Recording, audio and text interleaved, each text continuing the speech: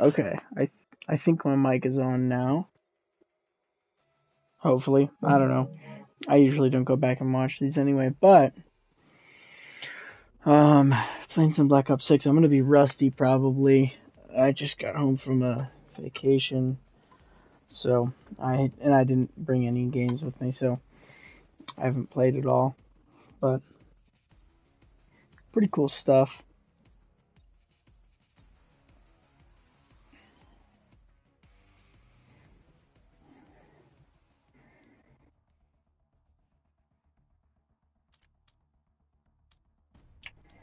I don't know how talkative I'm gonna be on this one. To be honest, I mean, we'll see. I've got some things I could talk about.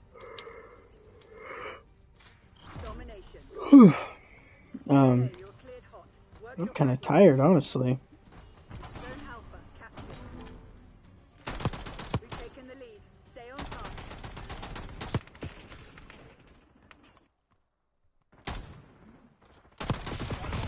Oof. Losing Bravo. Losing scout pulse.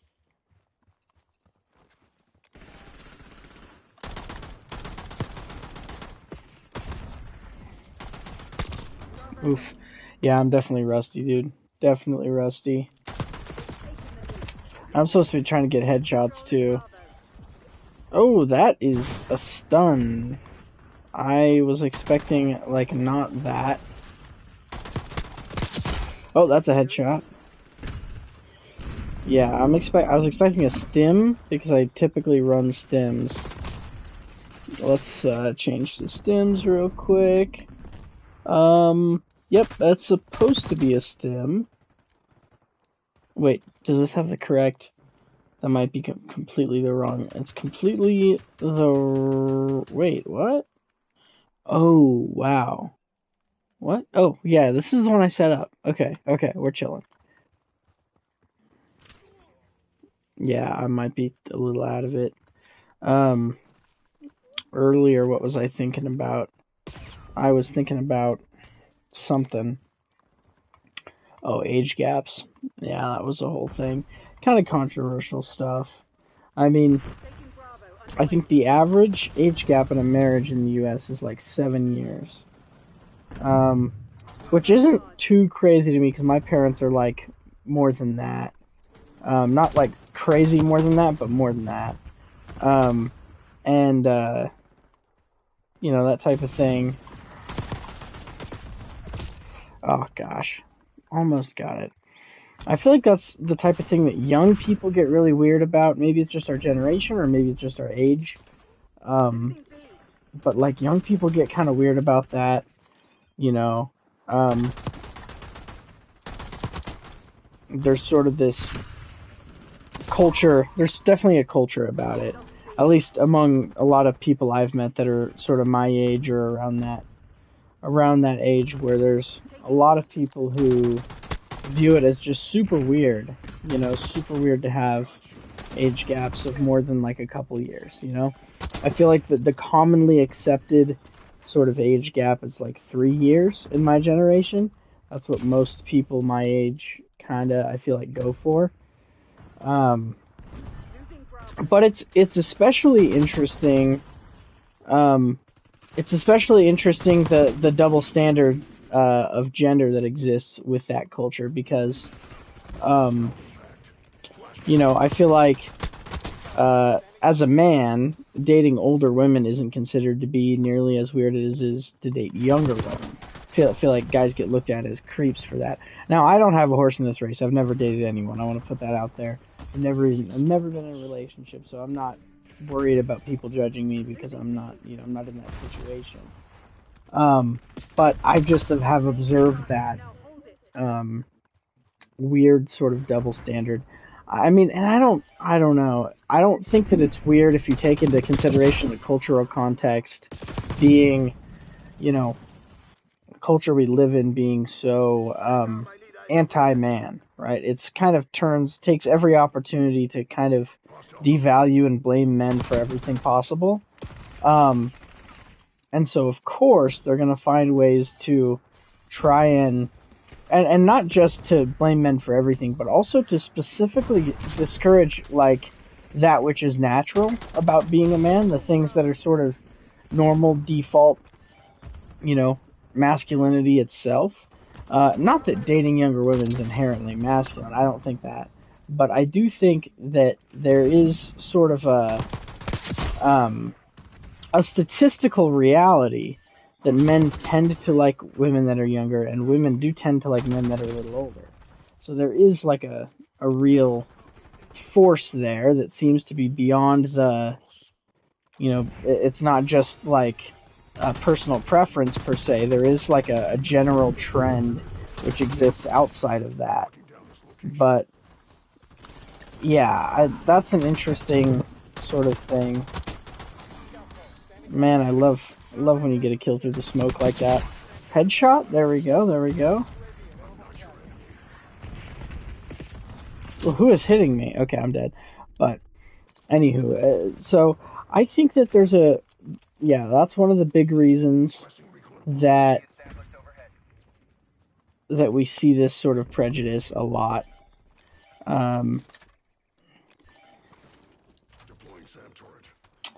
Did I get this? Did I finish the daily? Oh yeah, we're chilling. But what was I thinking about it? I guess, I don't know. I guess it's just one of those things, you know. And I also realize that with younger people, it can be more of a problem, you know, when you're dealing with couples that are sort of crossing over the line of 18, right? So if you've got someone who's like a 19-year-old and a 17-year-old or whatever, and you're like, oh, I mean, it's weird because one of them is under the legal age of consent, right? Which I understand, like, you know, obey the law and everything. And, you know, frankly, I mean, age of consent's actually a really interesting discussion as well because, you know, I think that, I mean, I would be in favor of raising the age of consent, actually. I know some people talk about lowering it. I feel like what possibly could be your motive in wanting that, aside from like wanting to have sex with underage girls, like you're just a pervert. At that point, like don't give me all this. Oh, you know, but you know, you're actually pretty mature at 16. Like, no, dude, shut up. You know, I actually think having sex is a really can be a really impactful decision, and if done irresponsibly, can obviously lead to seriously negative consequences, more so than I think our society currently recognizes. And so, given that, I think that it's perfectly reasonable to go, okay, well, if you have to be, I mean, 18, if you have to be 18 to vote, right? If you have to be 18 to I don't even know, get a firearm. Not even any firearm either. It's like only some of them you can get at 18, right? It's like, yeah, that's fair. You should be that age before you can decide to have sex. Especially with someone who's over that age, you know, someone who's a little older, you know, you could be easily taken advantage of.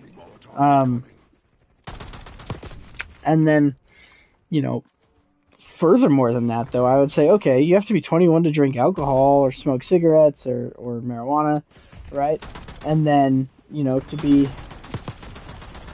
and then, you know, 21, you also, like, you have to be 21 to own a handgun, right? So it's like, I don't know, because I think sex is, in a certain sense, is having the power of life in your hands, you know? Is like, well, you have, like, you're utilizing the power that creates life, and, that's a big responsibility, so I think it's actually comparable to being able to utilize the right to take life. You know, I mean, to have a weapon that can take life at will. I mean, it's similar in its weight of how important that is. And of course, the consequences are there's you know comparable consequences to its irresponsibility as well. I mean, in many cases, people choose to get abortions, which is like a whole nother discussion. But that's still like, you know, people who are, you know, these are lives that are being ended because your irresponsible use of your sexuality. So it's, yeah. So I mean, I'll go on record and say that I'm actually in favor of increasing the age of consent. Just because, I mean, and it's not just a pure like religious vendetta. I think sex outside of marriage is of course wrong, though I don't think I wouldn't say that I'm necessarily in favor of criminalizing sex outside of marriage, though I'm not going to say I'm 100% against it either. I haven't really thought about it until just now, but definitely, definitely age of consent being raised and going, maybe, and I think that that's natural, given the way that our society is kind of devolving age-wise, like the infantilization of Western society, being that young people are behaving younger and younger. Like people in general, not just young people are affected, but it's that, in general, the maturity of a person is just not what it used to be on average. And so I think that that's an important reality to consider when we're thinking about something like age of consent. And it's like, okay, so maybe at some point in our history, 18 was like a decently grown-up age, right? But now, an 18-year-old is not guaranteed. I mean, they never were guaranteed to be mature, but now an 18-year-old has never been guaranteed to be nearly as mature as an 18-year-old might have been back when that was a thing. So I don't know. It's an interesting concept for sure to consider. But yeah, I think 21 would actually be a more appropriate age. In fact, it would make things a whole lot cleaner to just put all the rights at 21. All the stuff that we're going to age lock, like consent and ownership of firearms and consumption of harmful substances and so forth. I say put it all at 21 and just make that the one big year. It's like you turn 21, now you're an adult, you just got all the rights. And I think that that would be less confusing for people too, growing up, and maybe create a larger cultural sense of adulthood too. Is having kind of one age that is the age of adulthood, though that sort of an approach doesn't take into account individual levels of maturity. But I think no approach from a legal perspective can do that. So you kind of have to pick your battles there. Let's change the loadout because I finished the one with the score streaks. I need tourniquet, and I need to have assault pack. Okay. Keep on Nuketown. So anyway, yeah, that's something that I've been thinking about is, gosh, what was I on?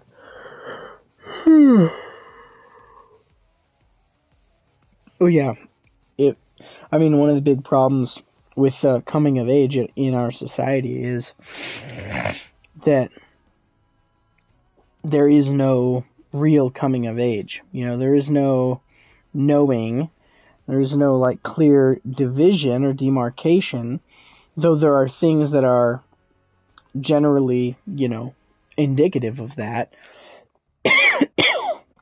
Most individuals never, I wouldn't say most, and never, those are very strong words. I would say many individuals don't have a clear understanding of when they've crossed that line into being an adult.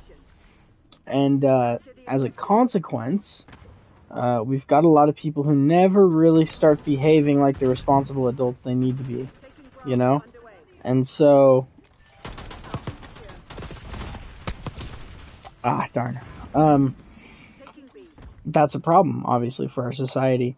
So, I think that it would behoove us to enforce a little bit of that. It would be at least semi-beneficial to have all of the all of the coming of age rituals that are legal, right? And not rituals per se, but all of the coming of age legal benefits or legal privileges which come with age. If you have those all delegated to the same age, then it creates a stronger enforcement of a coming of age for kind of everyone, which is, I think, at large is beneficial to the society. So, I think that'd be a good idea. But I think that what works better than that is more of an experiential based coming of age, which can't really be enforced by government effectively, but I think is good for culture. You know, if you can be part of a culture that has some sort of cultural experience that is part of the coming of age. I mean, I know there's African tribes and so forth that have great examples of this, but, you know, I think some countries, I mean, some countries have mandatory military service, which I have somewhat of a problem with, because there's always going to be some people who are ineligible for that, and so then those people are still left without their coming of age experience.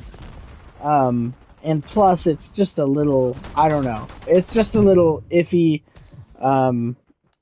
given, like, America's founded on, you know, freedom and liberty and so forth, and it would be kind of not good for us to adopt, like, a permanent policy that completely goes against that, you know?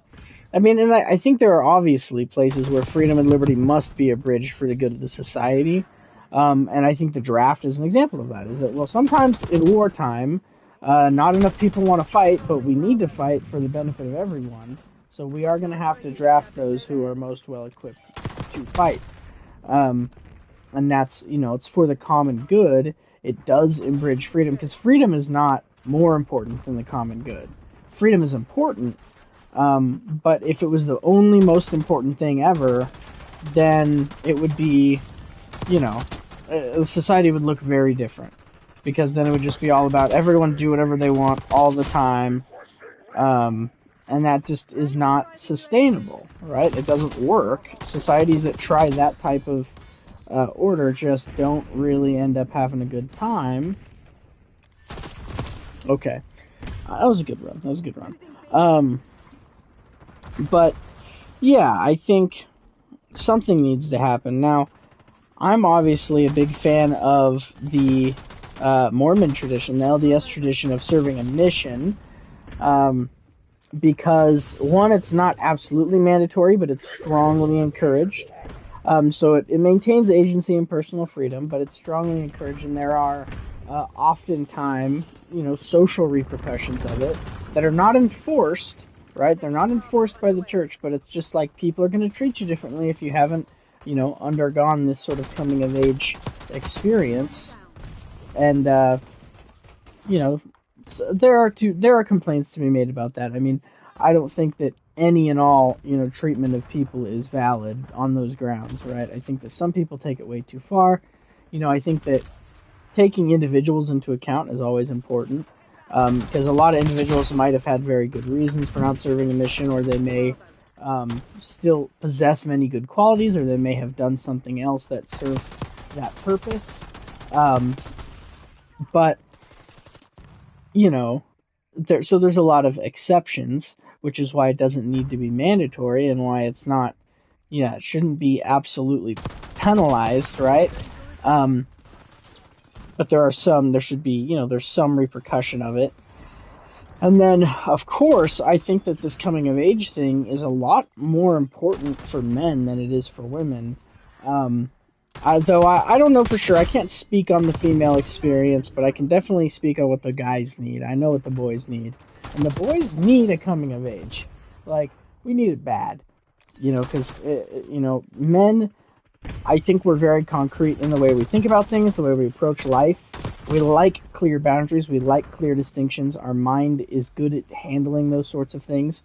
Right? The masculine mind doesn't do well with, like, nebulous sort of, like, whatever things. It does very well with clear, described, divided ideas and terms and whatnot. And so it's for that reason that I think that it's very important for men specifically, because it serves as that dividing line. And not only does it serve as a dividing line, like, you know, like turning 21 could be like an arbitrary dividing line, right? This isn't just an arbitrary dividing line, it's real, in the sense that it represents something that really, like a change that actually happened to you. Whereas, like, you know, turning 21 is arbitrary because, you know, you can turn 21, like, you know, 5 minutes ago you weren't an adult and now you are, and it just doesn't, it's arbitrary. so it doesn't really mean anything, aside from the fact that everyone agrees that it does. Whereas serving a mission is something that has meaning outside of the arbitrary distinction of are you an RM or not, right? Um, and I think that that and everyone's mission has a different experience and a different significance because it's all individual, but they're all along generally the same lines because every missionary faces different trials and struggles and opportunities for growth that sort of qualify you or more qualify you to be an adult. Better, they make you better qualified to be an adult out on your own in the world um, than you were beforehand. Even if, and that's the thing, is that some people serve missions at an older age, and they maybe are already well equipped for many of those things, but the mission's still going to challenge you in ways that you haven't been challenged before, and it's still going to increase your growth, kind of no matter where you're at. Though, yeah, younger people, I think, get a lot out of it if they choose to.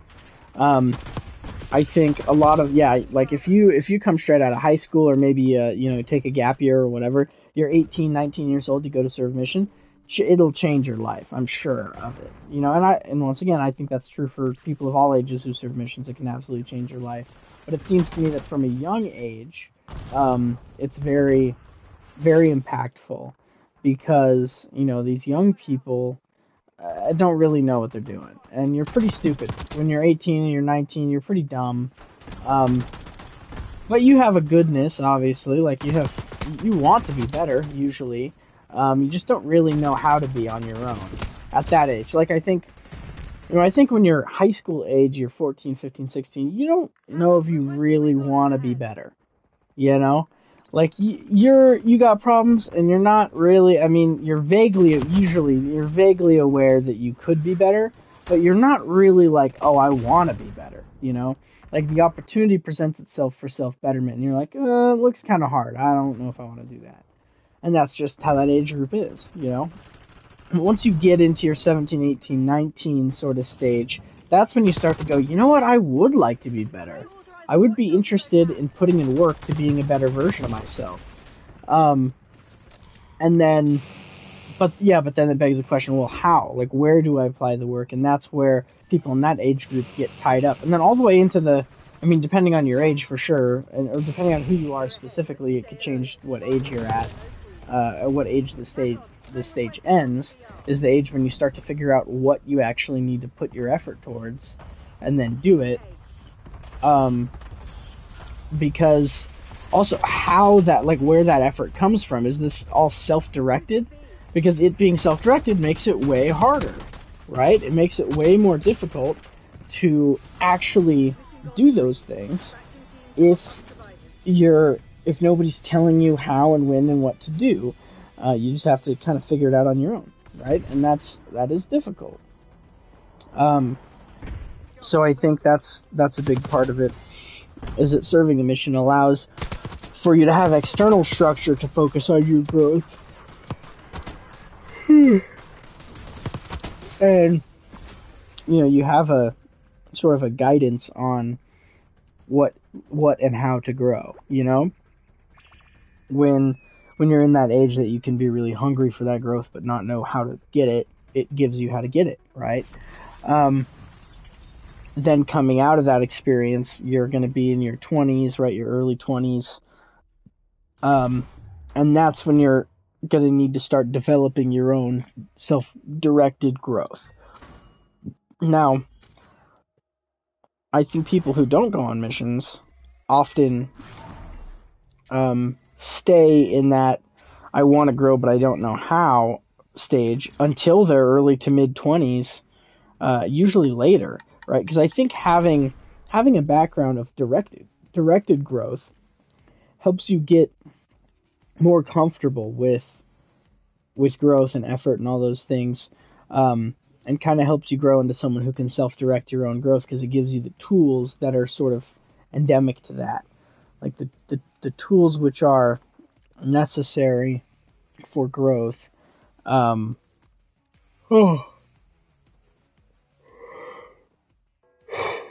are handed to. Maybe not all of them, but a lot of tools that are just going to help you structure your life and help you keep yourself organized and in check are given to you on your mission. Things like weekly planning and daily planning and time management and financial responsibility, and those things are all like central daily aspects of serving a mission. Like that's the other great thing about serving a mission is that its primary purpose is not actually to prepare you for the world or help you grow or anything like that. It serves those purposes exceedingly well. Um, but its primary focus is that you're trying to preach the gospel. Um, so the benefit there is that you're not focused on yourself. Like the whole point of the mission is not to focus on yourself, and it makes it actually easier to help yourself, to improve yourself, to grow, and to reach your goals and all that when you're not focusing on yourself. For whatever reason, I think that's one of those things that's like to watch the pot never boils, where if you have an external mission, what is up with the dude's finger? That is wacky. But if you have an external mission, right? If you have an external dedication that your effort is going to, then all that self-improvement mumbo jumbo becomes just a way to achieve the goal. And I think especially, I can't speak for the ladies, but especially for men, I think that that's super helpful because when we have a specific goal, a specific purpose, and not something vague and nebulous, like I said earlier, like self-improvement in general, right? When we have a specific goal that we're like, okay, how do I work towards this? Well, then the means of self-improvement and the little steps you're taking that make you better are steps towards this greater goal, right? And so when you're serving a mission, that greater goal is to to be a good missionary, right? To preach the gospel, to live the gospel, to be more like Jesus, and probably many other more things that I don't understand yet because I haven't served a mission yet. But all those things are noble and important goals, which become sort of the focus, while all these other things you're doing that are really good kind of just happen by default, right? Just as a necessity of reaching the other goals. So it makes self-improvement, and it makes order and structure and discipline and whatnot. It makes those things fade into the background and you don't focus on them, and so they become easier, right? And then that's the other thing, is that's confidence building, is that, well, if you've spent 2 years, as a missionary, you get home, and then a lot of the things you want to do as far as self-improvement and goal setting don't seem so difficult anymore now that you've done this other thing, right? I think confidence building is huge in general for young men because, confidence is just such a invisible force of power, is like knowing that you can do something hard really makes it easier for you to do things that are hard, like consistently. Like I just went on this trip recently and I just got back from, and I went on it solo. It's my first time traveling alone, for any, in any like real sense. And, I paid for everything myself. I handled everything myself. There was no, like, dad didn't book my flights. There was no, loan from anybody. Nothing. It was just, like, I picked out the flights I wanted. I booked them. I paid for them with my money, right? I found the hotel. It turned out not to be, like, I made a mistake. I chose my lodging very poorly, and paid for it myself, and was like, well, this sucks, like this is bad, but look, it was my decision and we're here now and I've got to decide what to do about it. And ultimately I decided, well, I'm gonna suck it up and stay in this crappy motel that I booked for way more than it was probably worth, rather than shell out even more money to go somewhere else, because it was non-refundable, right? And I got my own. That's the thing, is I had a plan in my head, and I get there, and the plan doesn't quite turn out the way I wanted it to, and so then I have to adjust, right?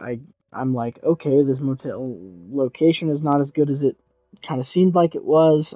I'm sure I should have done more research, but I was just kind of being cocky and swinging from the hip, Um, and I just realized, oh, and the public transport locally is just not very good.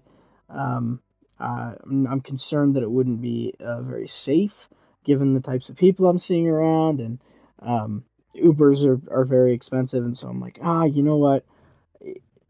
I think I will be able to have a safer and just overall freer and more enjoyable uh, stay here if I go and rent a car, right? And so then I look into the prices of that.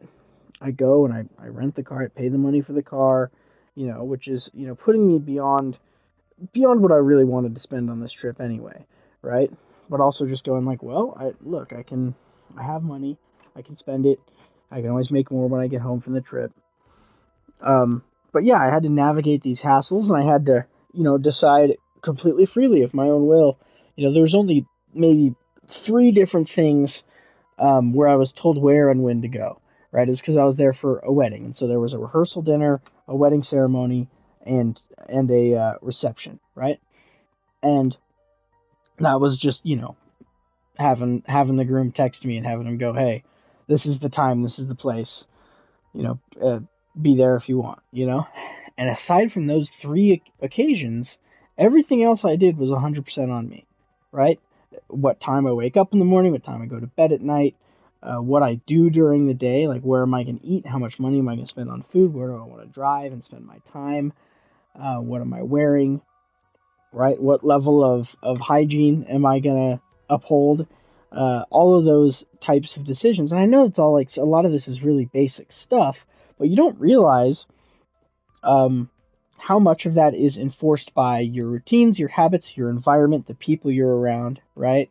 And going like a lot of time at home, I won't upkeep my hygiene if I'm not going anywhere, right? Which I mean, the arguments could be made for that, obviously, but when I was on this trip, it's all up to me, and it's all what do I want to do, who do I want to be, where do I want to go, and so that level of complete free agency teaches you something, and it can be difficult to make decisions and stuff and be decisive. But then you're also weighing against, well, the time and effort I'm spending deciding is time I'm wasting. I'm just sitting around trying to decide what to do. That's a waste of time. So kind of learn how to be more decisive. Like all these things come together to an experience that was really good overall. Like I'm super glad I went because it was positive overall. But there were moments that were really bad. There were moments that really sucked. There was a couple of times when I felt super alone.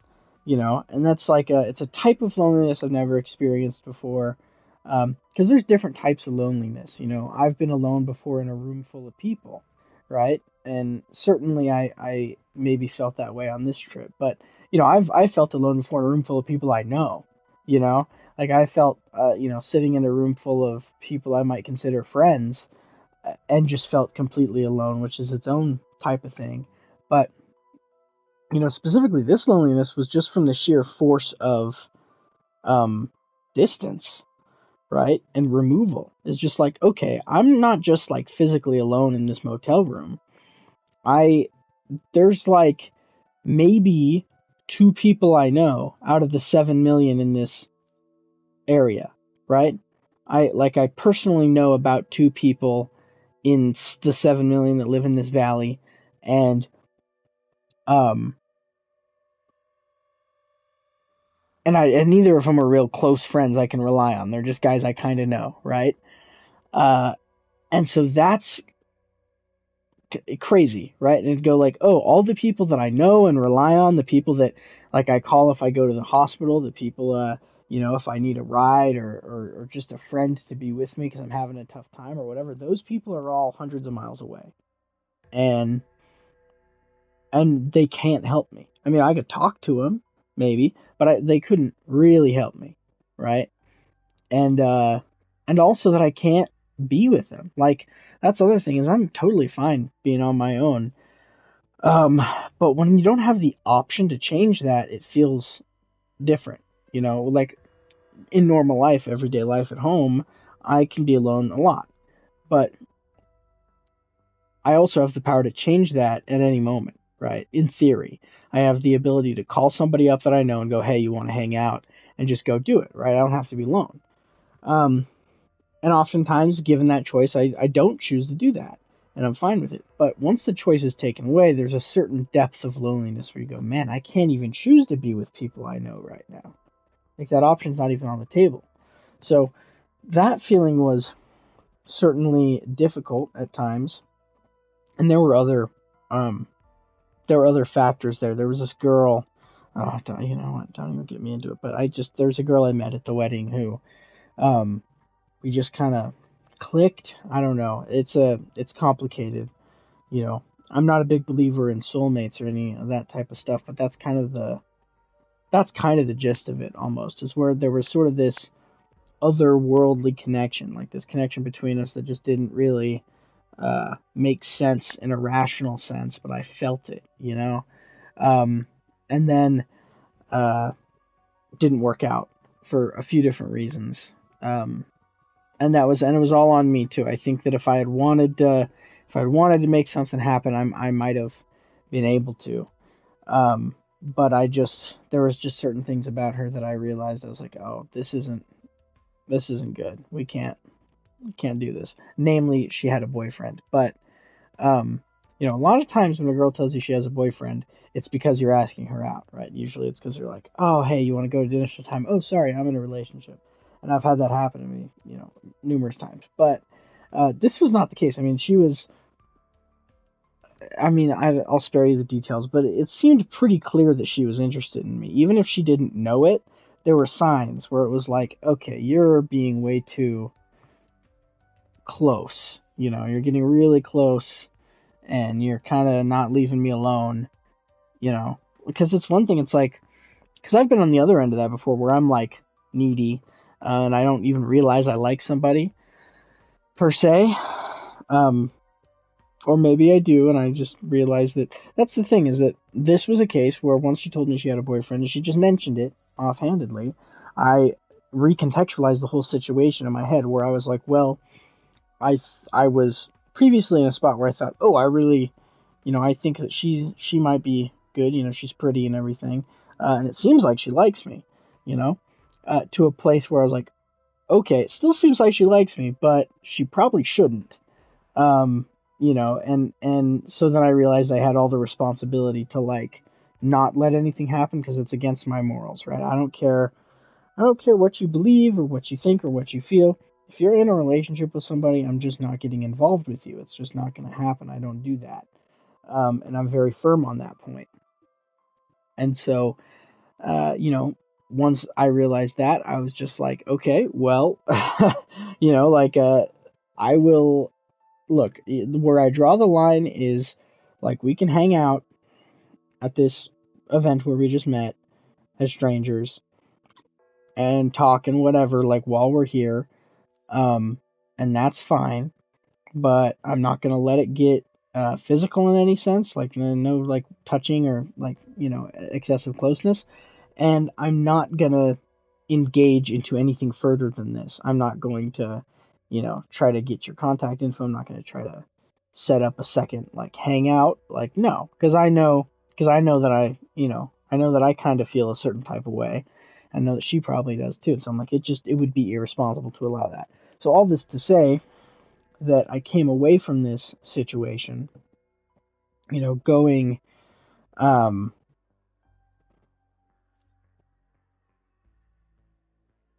feeling very lonely because I really did feel like I just met someone that could be, I don't know, there was a real connection there. I have to say, I don't know what it was for sure, but there was really something special there, that I had to choose to not pursue that. You know, I had to go, nope, we're going to leave it. Um, and you know, I think people could make arguments for different ways of doing things. I mean, feasibly, one in my situation could have tried to pursue a platonic friendship with her, or you know, some sort of conversation like that. But I just I know myself, and I know what I believe in, and it ain't that, you know. I know who and how I am. I know that I can't be platonic with a girl I like. I just don't think I can do it, right? I mean, I've tried. There have been attempts, and I'm willing to make other attempts in the future. But not when that much is at stake. Not when it's like she's in a relationship and she clearly likes me. Uh, it's too much of a risk of having something happen that would be bad. So I made the decision, but I definitely felt this loneliness afterward. That was like, I'd passed up on this connection that, in some sense, felt very important and very real. Um, and so that was part of the struggles too. So it wasn't wholly good. Like the whole experience was good. There was definitely downsides. There was times that motel was sketchy. I definitely felt scared a couple of times, and I was like, dude, oh man, this place is sketchy. Like I didn't go out at night. You know what I mean? It was like, this place is not it. I barricaded the door before I went to bed, type of a thing. So I was like, dude, this is sketch. So that was, that was something as well.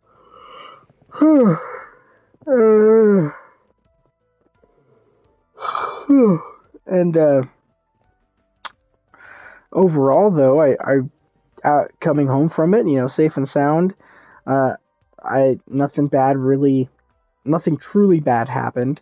I didn't lose. I didn't sustain any physical damage. I didn't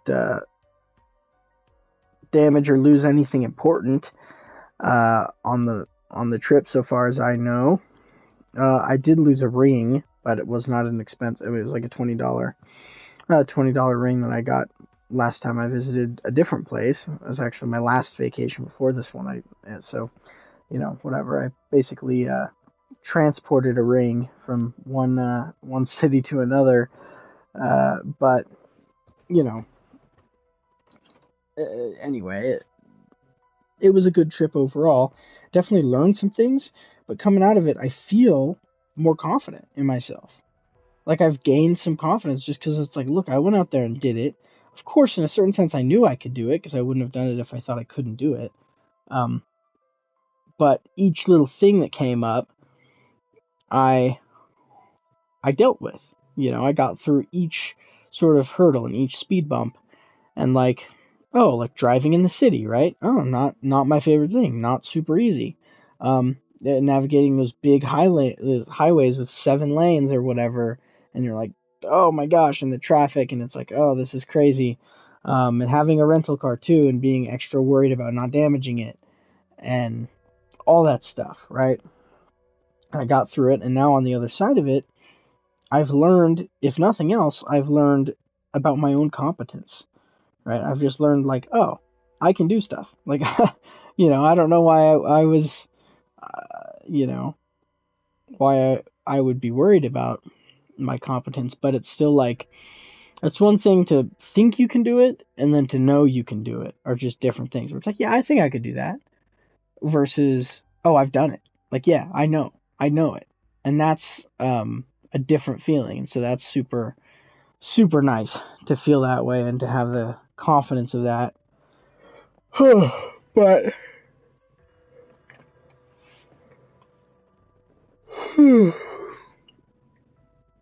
yeah, it's so that was quite the experience, and I'm happy. I was there for a friend's wedding, like I mentioned, and I'm happy for him. He's taken that real next stage. He served as a missionary, um, and and his missionary service obviously blessed him and helped him grow and everything. And just getting to see and hear sort of the snippets and glimpses of the man he's become since his mission, is awesome, because you're like, wow, this guy he's just on this upward path of, he's just growing. He's just a great guy, and you know, and now he's even on that next gateway of adulthood, which is starting a family. Now he's married, and I don't know what his, like, he's not a super close friend, so I don't know what all his plans are and everything, but you know he's starting a family and whatnot. So that's huge for him, and I don't know that he would be in the place that he is if it wasn't for, his service as a missionary. And I think ultimately that's what becoming adult is about, is preparing for the next thing, right? Life is, every stage of life is like that. Life is all, you know, is all preparatory. Each stage is preparatory of the next. And I think that's true eternally as well. I think, the gospel is pretty clear on that point, is that, mortal life is preparatory for eternity. And, each piece of it is, and that there's you continue to progress, right, until no more progression is possible, or until you decide to stop. Um, I think it's too many people in this life decide to stop short of their potential, and I mean this temporally and eternally. That so many people could progress so much further than they are, you know, and yet they choose not to. Maybe because they don't know of their own potential, but most of them do, at least in the temporal sense. Most people have a general idea that they're capable of great things. I feel like a lot of people believe that, but a lot of people just don't want to do the work, I think. A lot of people are scared of change, and they're scared of the effort, and they're scared of the risk of failure. I know I am. And that holds us back. That holds us back from being better and growing as people, in this life. And I think eternally it's kind of the same. Is that, well, are you going to hold on to those things that keep you where you are, or are you going to let them go and become more, And I think in the end, everyone goes exactly where they want to be, you know? Because want, yeah, that's the other thing, is like want and desire and whatnot is hard to quantify.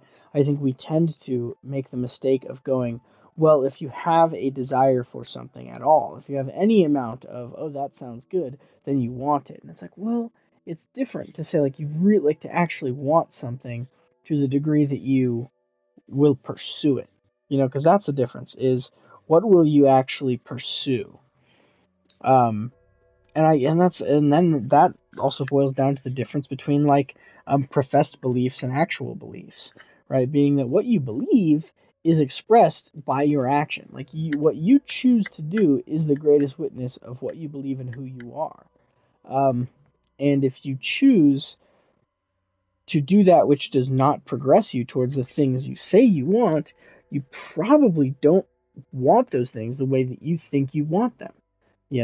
Like, you kind of want them. If you're like, you want to, I don't know, if you want to be a rock star, right? You want to be a famous musician, um, and you say you want that, that's fine. But are you doing what it takes to be that guy? I mean, seriously, not just like, oh, do you play your music every once in a while? Or are you, trying to start a band, or you whatever, right? But it's like, are you putting in 8-hour days on music? Like, because that's what people who want to be great at stuff, that's what they do, right? They don't just kind of idly, generally, most of them don't just kind of sit back and go, well, I'll do a little bit of this, and, I'll probably get really great at it someday. That's very lackadaisical, and I'm that way about some things, but I try to only be that way about things that don't really matter to me, Like video games. That's how I am with video games. I don't strive for greatness in my gaming, you know? If I want to play some games, man, I'll play some games and whatever, and it takes up as much time as I want it to take up, but I'm not going to devote my time and energy and focus to intentionally getting better at a game. Because it doesn't matter to me. I don't care. If it does to you, then that's your thing, man, but it's not mine. I don't care about it. It's just a way for me to, unwind or have fun or entertainment or whatever at the end of the day. It's not about anything more than that. But yeah, some things that do really matter to me, I still don't put in the same level of effort where I'm like, oh, well, if I really wanted to achieve my goals, what would I be doing every day? And it would be more. So, there's still, I think we all have a little bit of that to work out. I'm no expert. I'm no guru. I don't have all the answers. And it's important to recognize, because I sometimes speak as though I do. That's not because I actually think I have all the answers. I just have a way of thinking about things and talking about things that sometimes gives the false impression that I actually think I know everything, right? But I recognize that I don't. I know that you know, I'm just as flawed as everyone else, um, and I'm falling short in just as many ways. But you know, that being said, it doesn't mean that I can't have good ideas, and that the things I have to say can still be true, even if I'm not 100% in accordance with that truth. You know, that's the other thing. That's really cool is that truth is kind of impersonal. Like, truth is just sort of this eternal, impersonal thing which exists outside of any person or being. It's just kind of a fact of the matter. There's just the truth. And, you know, you can't change it. It just is. It's immutable. And, whether or not you, obey the consequences of that truth, right? I mean, because truth leads you to conclusions. Like, there's fundamental truths, and you can arrive at conclusions about how you ought to behave based on those truths, right? And just because you know the truths or you can speak the truth doesn't mean that you are guaranteed to 100% live in accordance with what you know to be true. It doesn't follow, because we're human and we're fallible. So even from a gospel standpoint, the people who are, considered to be the highest, prophets, right? Prophets of the gospel, are not perfect people. They're imperfect people because that's all God has to work with. And, they preach the truth and they share the truth and they try their best to live the truth, but they don't always 100% do it, because that's the hard part, right? Actually living it is the hardest part. It's harder than understanding it or saying it, right? We all know that you can say whatever you want, right? Believing it too can be difficult, but not as difficult as living it. Because I know, like, oh yeah, I believe that, like, that's true, and then I'll go ahead and not do it, for other reasons, weak and selfish reasons. So that's just the human experience, that's just what it means to be human. And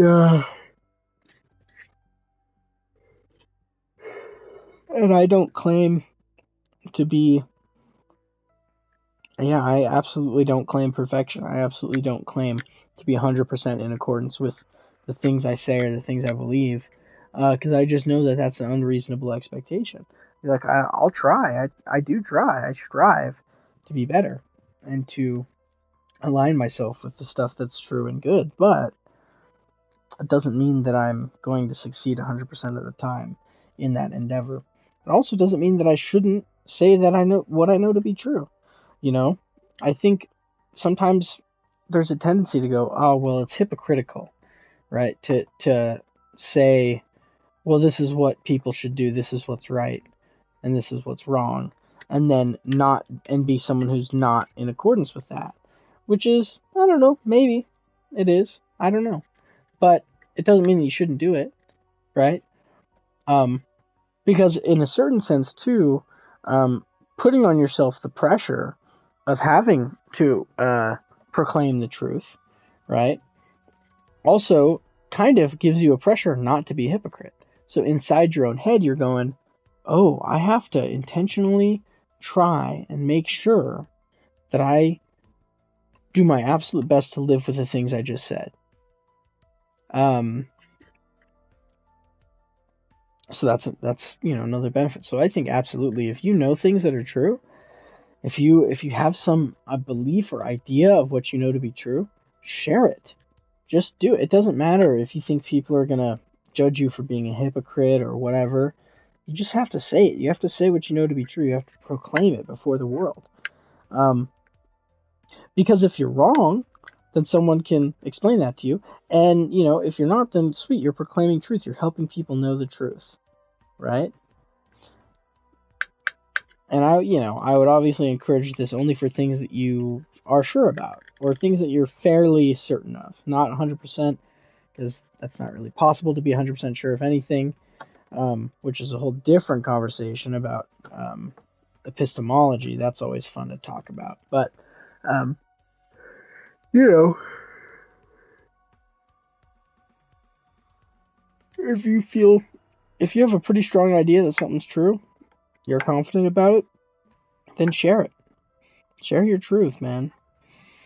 And of course, if someone hears that message who believes things that are absolutely untrue, it doesn't really matter. Because you go out and you share your falsehood thinking it's truth, and that actually gives you a better not surface area. Well, yeah, it gives you a better interface, right? Which is kind of like a surface area, right? Of interface between other ideas, right?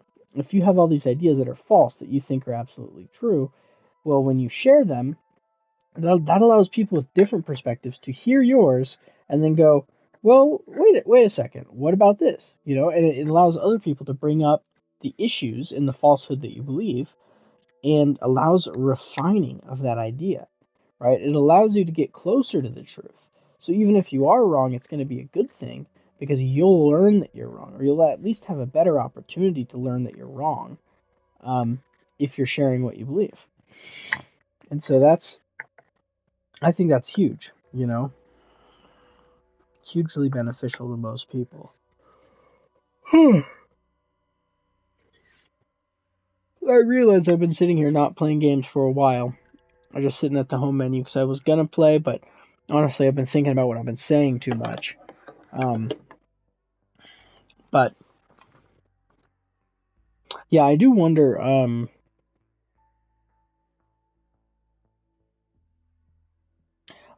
what the sort of interplay is between my focus and my gaming. Because I think sometimes when I focus on just playing the game, I do very poorly. Sometimes I do well, though. Like, if I really get just super zoned in on the game and in the zone, so to speak, I can just absolutely pop off. Or I can sweat really hard and, like, have some impressive stuff happen. But oftentimes, if I can be distracted while I'm playing the game, if I'm talking about something or watching something or whatever, I can play better because part of my mind is distracted with the other thing, and so then it leaves me to just kind of autoplay the game as sort of I don't know, it's like there's too much, like my mind has almost too much resources, like too much thinking power to go around, if that makes sense. And if I try to devote it all in one place, it becomes counterproductive because there's all these side conversations and side distractions like splintering off all the time. And then, focusing in on the one thing becomes more difficult because I'm battling all these other things. Whereas if I've got two things to focus on, then I can divert that extra mental pressure to one thing and then only allot the necessary amount to the other thing, right? And so, like, while I'm playing the game, I'm not having too much mental load in the game that prevents me from performing, that allows me to play better. That's not always the case, though. Sometimes I get so involved in my second thing, like what I'm watching or what I'm talking about, that I stop playing the game altogether because I start devoting 100% of my focus into the other thing because it captures my focus, which is not a net negative. I mean, I like focusing on things. I like having the ability to go all in on an idea or a subject or whatever and really, really chew on it with my mind. And so when that happens,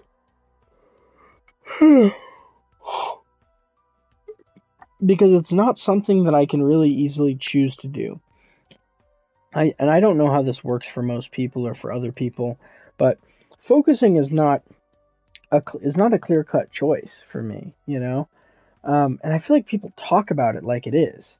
People say, just focus. I'm like, what do you mean just focus? That's like saying, just make your heartbeat slower, Like, bro, it's part of, like, my autonomic nervous system or whatever. Like, that stuff happens by default. I don't get conscious control, right? I mean, I can do things to influence my heart rate, but I can't just think about it and make my heart rate change. The same way I can't just think about focusing and just do it, right? I mean, that doesn't really make any sense. It's not, at least to my worldview, my experience of life, it's just not really a thing. Like I can do all the physical stuff associated. If I went to school or whatever, I was told to focus, I would do all of the things that would indicate that I am focusing, but I would not be focusing. I could look at the teacher and I could write in my notebook and try to take notes and but even that would get very difficult. And so in reality, I can't focus um, on things the way that I feel like people talk about focusing. Now, it's not my place to diagnose or anything. Plus, I don't really believe in all the mental health nonsense and the psychology and whatever. Um, the way that it's presented, I don't believe in. But, it's the type of thing that makes me definitely go, oh, maybe there is something to this ADHD thing, right? Because I definitely feel like there's a normative understanding of the way people talk about focus as a concept that just doesn't really apply to me. Like it's just foreign. I just go, what? What are you talking about, dude? Um, and that's okay. I don't think people need to change the way they talk about things. I think that's one of the big issues with the psychology sort of culture is that people are all neurodivergent now and they all have their own little weird quirks of their brain, right? And then they complain about the rest of the world for not being messed up the way they are. And it's like, whoa, whoa, whoa, wait a second. Look, it's not their fault that your brain doesn't work normal, right? It's nobody's fault that I can't focus. That's my lot in life. So I don't think it's necessary to enforce the will of the minority on the majority. That's just, it's logically inconsistent. I mean, I don't see that it's necessary to force anything per se either way. I think that people who like don't experience things the same as the average person obviously are allowed to express that and try and define terms in ways that make more sense to them. And I do that all the time. There's words that I use in ways that nobody else uses them that way. And I sometimes have to explain if I'm having a serious conversation with someone what I mean when I say certain things so that we understand each other, and that's fine. I accept the burden of that. That sometimes there's going to be mistranslations because I just don't use, I don't always use the same normative understanding that everyone uses, and that can be actually super beneficial too. Is having a view just outside the norm allows you to see things from a different angle, you know. But what's wrong is this tendency to try and go, oh well, the norm doesn't apply to me, so we should destroy the norm. And it's like, well, no, because it exists for a reason, because it is normal. Because like the average person will uh, will identify with it at a rate that is better than chance, right? Like that, it's just it is the norm, right? And so that's why norms exist and normative sort of behaviors and ways of speaking about things evolve, is because they describe a common reality, you know. And I think people are allowed to have the common reality, and then people are allowed to, as individuals, go, well, you know what, the common reality isn't the same in every sense as my personal, like the way that I experience things, and then you can both express that. It doesn't mean that the norm has to be destroyed. You just have to recognize that you exist outside of it, right? And I think in a certain sense, everyone goes outside of the norm, quote unquote, in some way. It kind of goes back to that phrase I've heard people say before, which is like, go and try to find a completely normal person. You can't do it. It's impossible. If you find someone that you think is completely normal, just get to know them. Spend more time getting to know them. Eventually, you will find something about them that does not seem completely normal to you, right? And that's because there is no totally normal people. It doesn't exist, because the concept of the norm is an average, right? It's an idea of this sort of commonly held average between all sorts of people, right? And what people understand to be normal. It does not mean that the average person is necessarily going to look very much like a normal person, right? It's not that they're going to have a high degree of similarity with the quote unquote normal person, but it's that the normal person is going to have the highest degree of similarity with any given person on average than any other idea, right? If that makes any sense. Like if you were to choose a person at random and um, assess their percentage similarity to every other person on Earth, right? It would necessarily be lower than that of the hypothetical normal person, right? And there's different norms that exist for different subcategories, which is another like continuing rabbit hole you want to get into. Is like, okay, different areas have different norms, different cultures have different norms, different roles inside of those cultures have different norms, right? A normal man is not the same as a normal woman, right? The understanding of what those gender norms are is a thing, right? Racial norms exist too because they're based on, past racial behavior and cultural understandings and so forth. Which is like a normal black dude does not behave the same way as a normal white dude. Is that good? I don't know. Is that bad? I don't know. But it just is, right? So the norms are different, right? And then class norms too. Is a normal lower class person the same as a normal upper class person? No. No, they're not. Not even a little bit. So those are all kind of factors in this idea of what we call normalcy.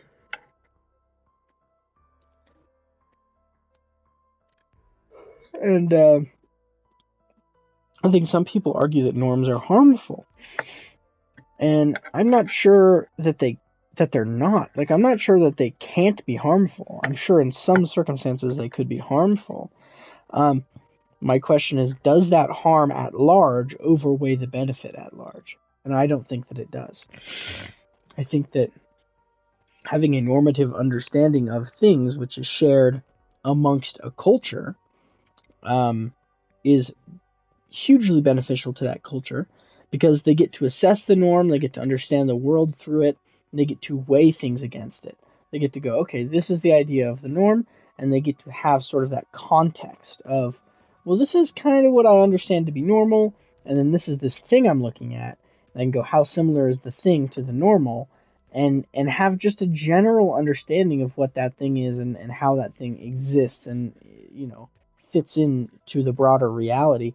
So the context is important to have just as an individual navigating the world. Um, and if you want to have your own understandings and stuff, that's fine. I have my own. I don't have the normal opinions of a normal, person.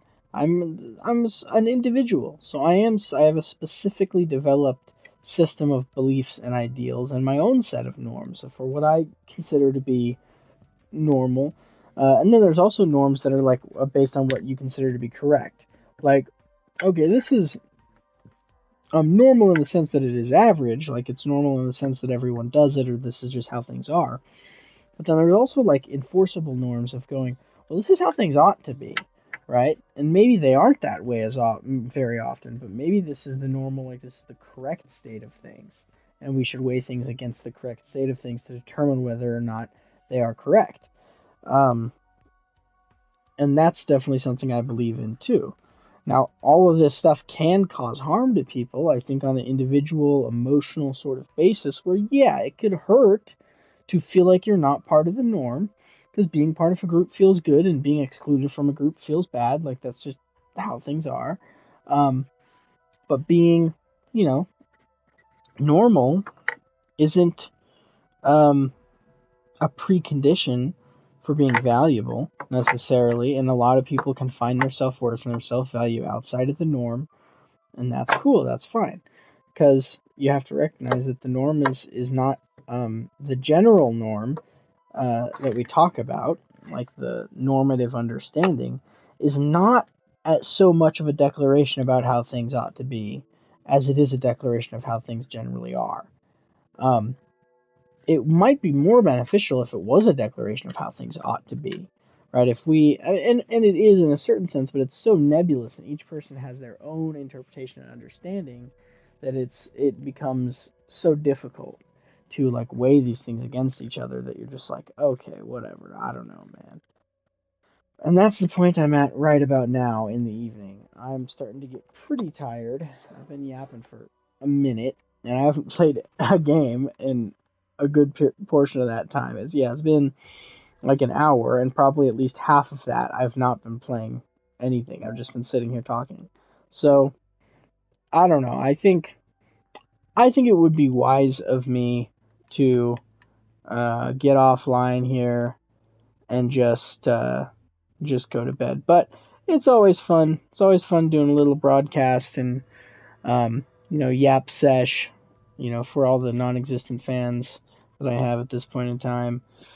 But yeah, this will be good for posterity. I'll probably go find it someday and watch it and go, man, what was I talking about? Or I'll go, man, I'm smart. That happened to me recently. Okay, one more story. I was listening to my old voice journals when I was in the airport waiting for my flight home. And some of the things I said, I was like, yo, I'm so smart. And these weren't old. I mean, these were like a few months old. Where sometimes I'm in a state of like elevated mental acuity, right? And I think usually that happens later in the evening. And sometimes I'm in a state of like stupid, like I'm slow and tired, right? And I was in more of a slow and tired mood listening to recordings of myself when I was in like a very intelligent state.